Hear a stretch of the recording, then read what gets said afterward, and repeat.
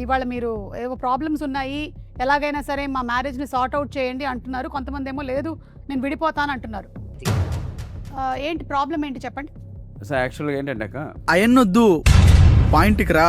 ఆదాయానికి మించి షాపింగ్ చేస్తుండక్క. అమ్మ నువ్వేం చెప్తావు దీని గురించి? నేను అందంగా కనబడాలంటారు, షాపింగ్ చేయనివ్వరు. మీ ప్రాబ్లం ఏంటి? అనుమానం ఎక్కువ అండి. మీకా? అందరితో పులిహార కలుపుతాడండి, అనుమానం కాక ఇంకేం చేస్తాను. Okay, he's a big foodie అన్నమాట. ఈసారి కలిపినప్పుడు నాకు ఒక డబ్బా పంపించు.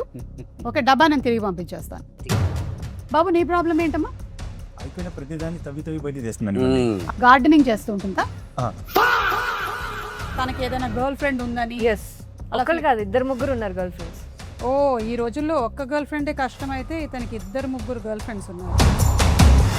అమ్మ అమ్మ కొంచెం మంచిగా మాట్లాడు. డైవర్స్ ఇప్పిస్తావు కదా అక్క? నేను చాలా మంది కపుల్స్ని అయితే చూశాను, కానీ మీలాంటి వాళ్ళని అయితే నేను చూడలేదు. సో మన వీరు పాస్ట్ లో ముగ్గురు ఉన్నారు అలా. ఆ ముగ్గురిని కాదని ఇప్పుడు ఒక ఆవిడని చేసుకున్నారు. ఇది ఇంట్లో చూసినట్టే అంతే అండి.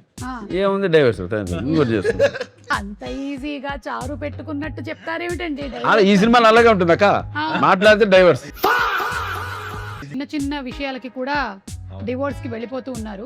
డైవర్స్ వెళ్ళిపోతే పర్లేదు అక్క, కుక్కర్లో ఉడకబెడుతున్నారు, డ్రమ్ముల్లో పెడుతున్నారు, మా ఇంట్లో కూల్ డ్రింక్ ఇస్తున్నారు. కుక్కర్ లేదు.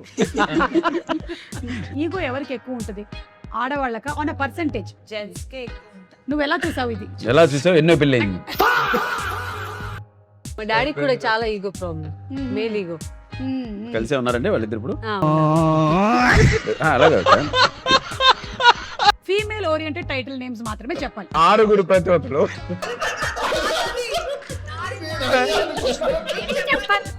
ఈ గేమ్ క్యాన్సిల్. ఈ గేమ్ క్యాన్సిల్.